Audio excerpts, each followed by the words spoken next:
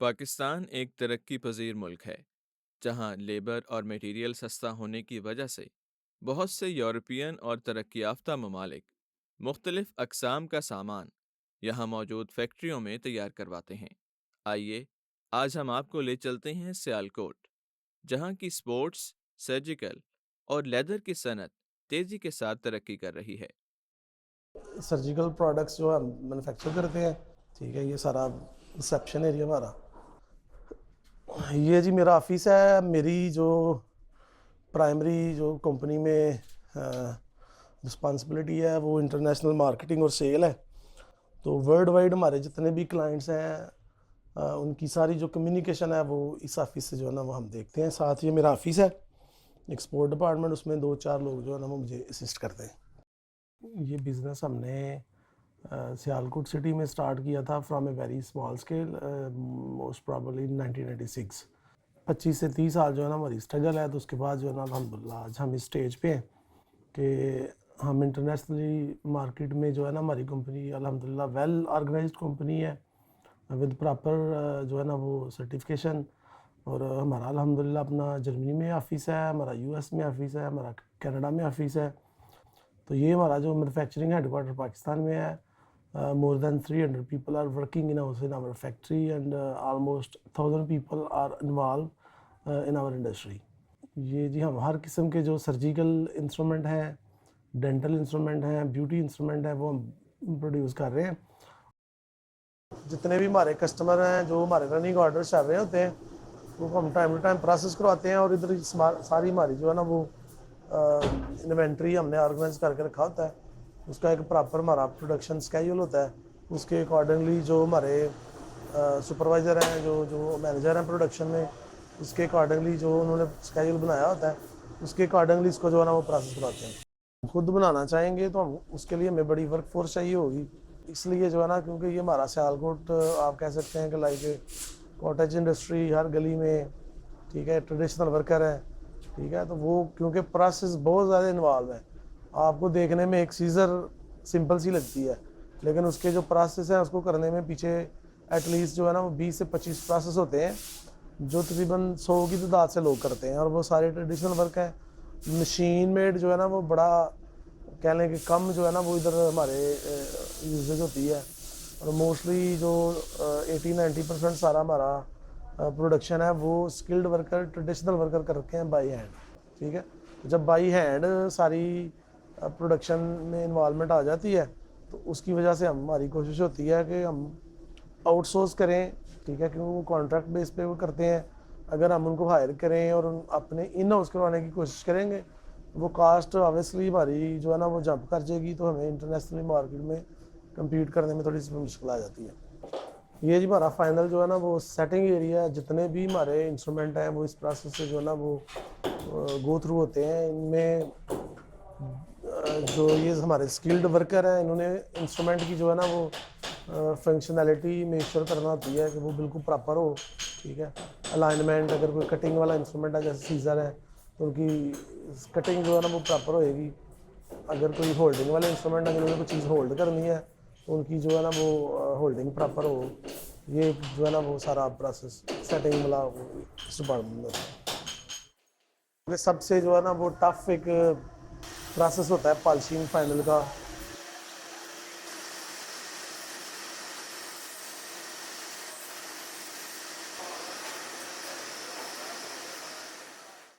Instrument के जो joints होते हैं या कुछ इस तरह के एरियाज इंस्ट्रूमेंट के जिधर बाई हैंड जो उनकी फिनिशिंग नहीं आ सकती, उनकी फिनिशिंग जो क्लीनिंग प्रॉपर है वो हमने ये सैंड ब्लास्टिंग मशीन पे करते हैं। अच्छा, ये जी हमारा अल्ट्रासोनिक जो है ना वो सेक्शन है। इसमें जो सारे मेडिकल सर्जिकल के जो इंस्ट्रूमेंट होते हैं उनको हम जो है ना वो एक ट्राइक्लोन केमिकल होता है वो उसमें डिप करते हैं, उनको अल्ट्रासोनिक करते हैं, उनकी क्लीनिंग होती है।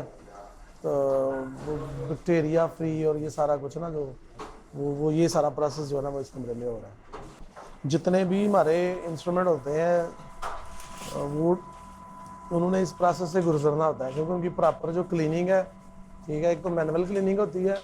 ये इसको हम अपनी जो है ना वो इंडस्ट्री में कहते हैं जी अल्ट्रासोनिक क्लीनिंग। ठीक है, जितने भी स्टेनलेस स्टील के इंस्ट्रूमेंट हैं वो सारे इस प्रोसेस से क्लीन हो के तो फिर लेज़र मार्किंग पे जाते हैं, फिर उनको लेज़र मार्किंग होती है, फिर ये फाइनल क्यूसी इंस्पेक्शन और पैकिंग की तरफ जो है ना वो मूव हो जाते हैं। हर चीज़ की जो है ना वो ब्रांडिंग होती है।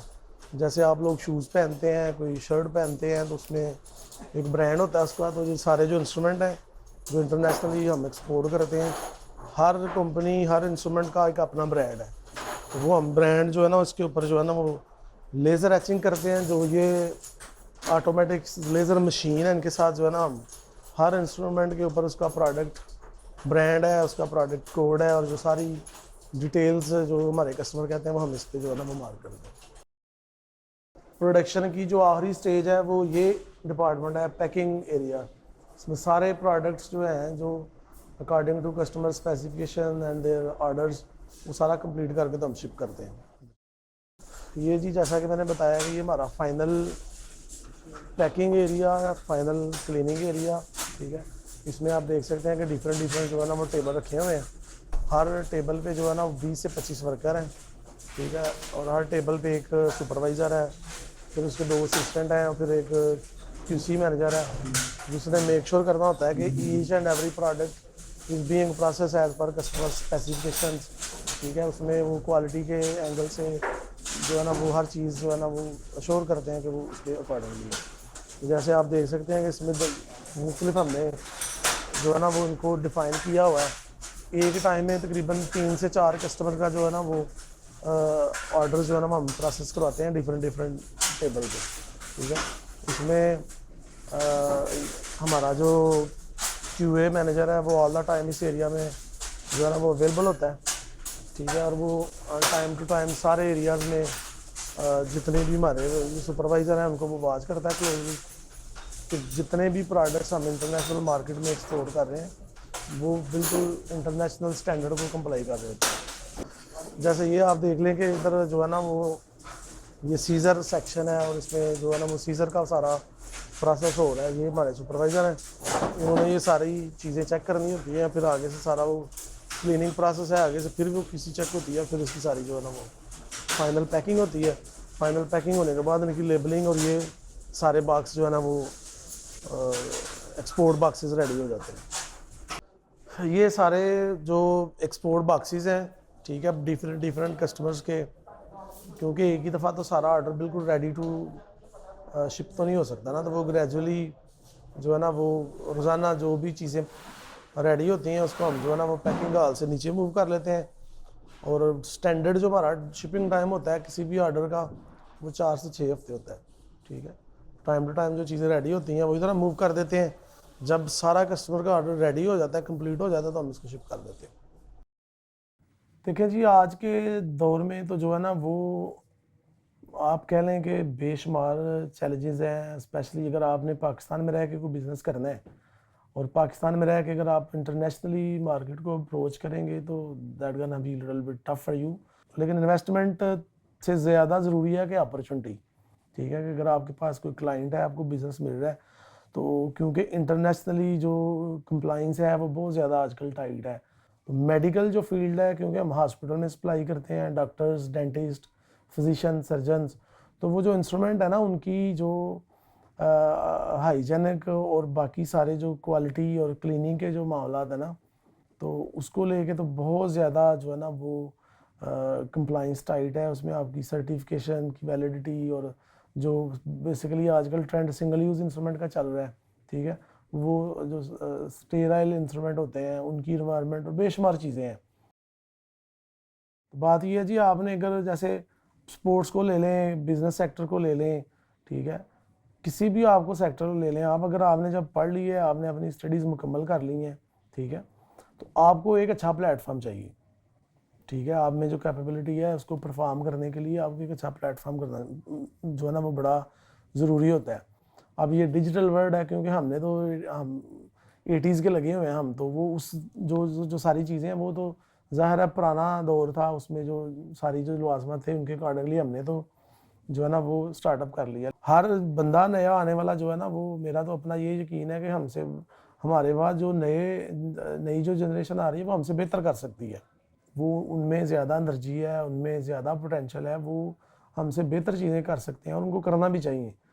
तो बाकी जो हमारे पाकिस्तानी हैं, जो हमारे आजकल स्पेशली जो नई नई जो वेल एजुकेटेड जनरेशन आ रही है, ठीक है, वो उनमें पोटेंशियल है, ठीक है, उनके लिए हज़ारों अपॉर्चुनिटीज़ हैं। पाकिस्तान में भी बड़ी अपॉर्चुनिटीज़ हैं, बहुत सारे लोग हैं इधर, ठीक है, जिन्होंने बिल्कुल एक स्क्रैच लेवल से शुरू किया है और आज वो बड़ी बड़ी जो ना कंपनीज के साथ काम कर रहे हैं और उनका बड़ी अच्छी वेल नो कंपनीज हैं वो।